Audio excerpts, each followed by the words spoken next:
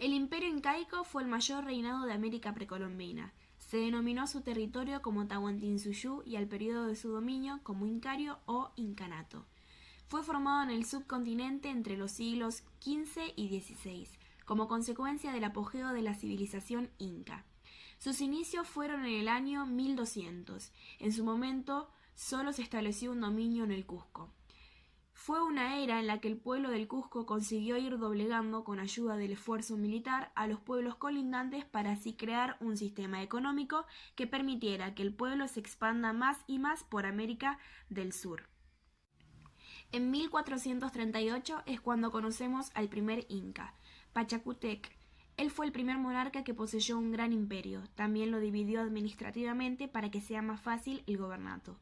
Su dominio en la zona duró hasta el año 1471. Estuvo un total de 33 años.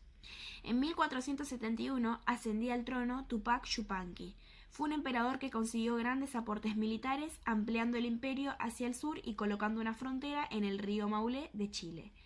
Tupac Yupanqui sometió a una de las culturas más antiguas del sur de América. Estos son los chimos, además de someter a otras culturas del altiplano de Argentina.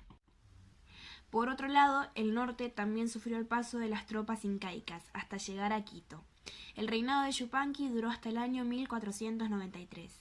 En 1493 ascendía al trono Huayna Capac, teniendo que hacer frente a una serie de rebelaciones de los pueblos dominados que también conformaban el imperio. Esto pasaba cada vez que un inca moría, pues era el momento de mayor debilidad en el imperio. Huayna Capac falleció en Quito de una enfermedad y comenzó de esa manera el fin de los imperios, pues se armó un plan para que el sucesor directo no obtuviera el trono. Al mismo tiempo, otro de los hijos del Inca, Atahualpa, se rebelaría contra la orden establecida en el Cusco y desde Quito comenzar a crear un ejército para quitarle el trono a Huáscar. En el año 1532, Atahualpa derrotaba a su hermano y lo hacía prisionero para quitarle la vida un año más tarde. Cuando Atahualpa murió, en 1533, culminó el imperio incaico.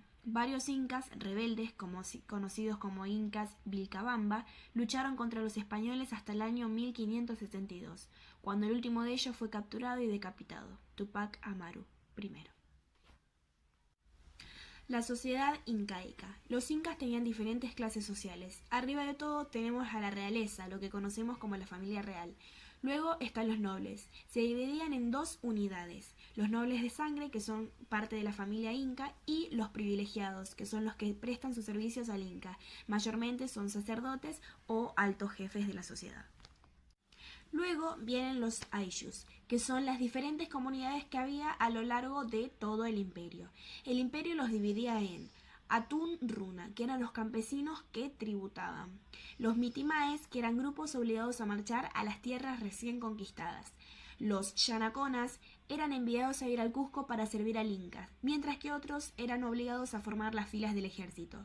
En este grupo, las mujeres más bellas eran enviadas a los templos para ejercer como sacerdotisas y ayudantes a los sacerdotes. Y luego tenemos a los pinas, eran los prisioneros de guerra. Cada vez que se anexionaba un ayllu, un miembro de este grupo era usado por el gobierno para realizar obras públicas. La economía inca. La economía de los incas era redistributiva, es decir, no existía la moneda, por más que el inca sea muy rico y tenga grandes adornos de oro. Su economía se basaba en la agricultura, donde se aprendió a cultivar incluso en terrazas. Como no había moneda, el comercio se basaba en el trueque, cambiando materiales o materia prima que tenían como excedente para obtener otra que no había en la región. La religión de los incas. Su religión era politeísta, además de naturalista, es decir, como la gran mayoría de las tribus americanas, adoraban los elementos a los cuales divinizaban. El templo más conocido de los incas era el Templo del Sol. Había templos dedicados al sol por todo el imperio, donde se realizaban sacrificios humanos como de animales y también se entregaban cosechas. Los sacerdotes eran parte de la familia inca, privilegiados, y utilizaban a las damas más bellas de los ayllus para que los sirvieran.